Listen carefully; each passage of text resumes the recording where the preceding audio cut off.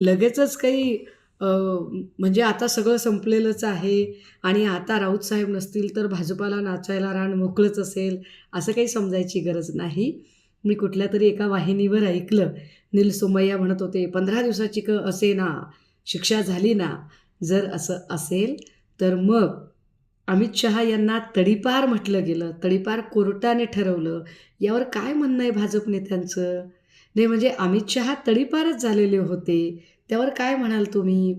किंवा आम्ही न्यायव्यवस्थेवर विश्वास ठेवतो, असं म्हणणारी जी लोक आहेत, ती लोकं काल कुठे गेली होती बरं? की तुमचा न्यायव्यवस्थेवरचा विश्वास कुठे गेला, जेव्हा तुम्ही कायदा हातात घेऊन एन्काउंटर केलं? त्यामुळे मला वाटतं, की ज्यांना न्यायव्यवस्था कळत नाही, ज्यांना कायदा कळत नाही, ज्यांना न्यायालयीन प्रक्रिया कळत नाही, अशा लोकांकडून मी फार काही अपेक्षा ठेवण्यात अर्थ नाही. जी काही न्यायालयीन लढाई असेल ती लढण्यासाठी